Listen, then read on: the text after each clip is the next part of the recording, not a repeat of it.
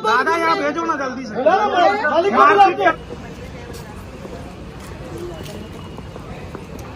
कर दिए मीडिया वाले। 15-15 हजार रुपए दोनों जो खत्म हुए हैं डेविड साहू और नील कुमार पटेल के घरों में हर महीने 15-15 हजार रुपए आजीवन अशोका बिरयानी प्रबंधन देता रहेगा। लड़की मोबाइल नहीं दे रही।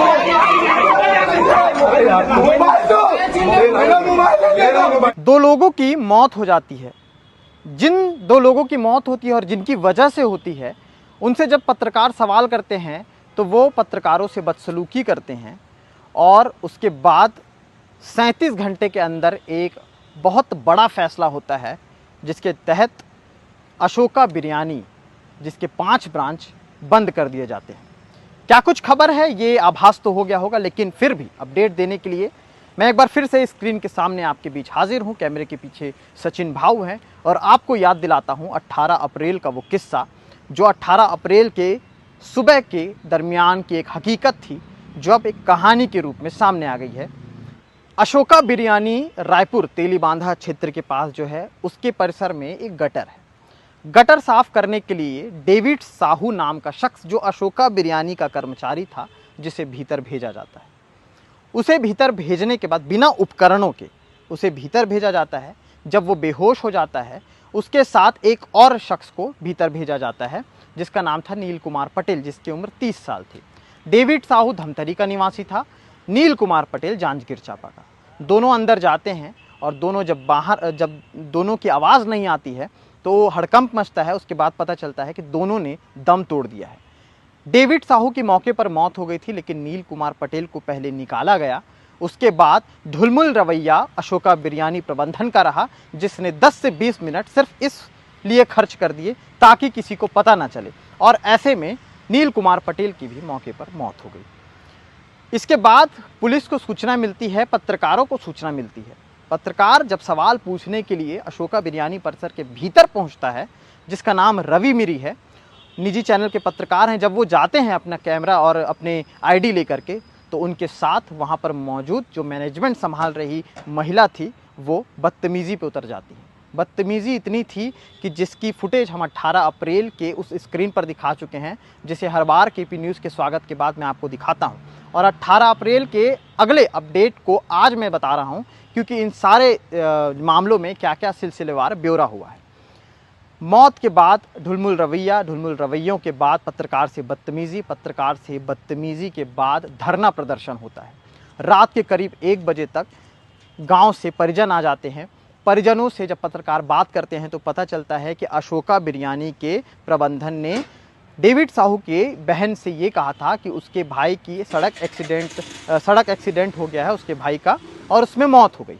फिर अचानक से दूसरी बार फिर फ़ोन जाता है और फिर से मामला चेंज करके बताया जाता है कि आपका भाई फिसल करके गटर में गिर गया था और उसकी मौत हो गई। घर वालों को मामला समझ नहीं आया। घर वाले आनन फानन में रायपुर पहुँचे और नील कुमार पटेल के भाई भी वहाँ पर पहुँचते हैं। आपको बता दें कि नील कुमार पटेल 1.5 साल के बच्चे के पिता हैं, जो वहाँ पर कमाने खाने अपनी जीविकोपार्जन के लिए उस होटल में काम कर रहे थे, इलेक्ट्रीशियन का। उसके बाद उनके परिजनों को बुलाया गया। परिजन जब वहाँ पर आए, धरना प्रदर्शन शुरू हुआ। प्रदर्शन इतना भयावह था कि रात के 1 बज चुके थे, परिजनों के आंसू सूख चुके थे, लेकिन किसी भी तरह से कोई कार्रवाई नहीं हो रही थी कि तभी अचानक फ़ोन आता है और अपनी गाड़ी में बैठ करके आते हैं उप मुख्यमंत्री और मंत्री विजय शर्मा। और विजय शर्मा के आने के बाद तमाम जो प्रशासनिक अधिकारी हैं, फिर वो पुलिस वर्ग के हो, तहसीलदार हों, सब वहाँ पर मौके पर पहुँचते हैं। मौके पर पहुँचने के बाद अफरा तफरी मच जाती है।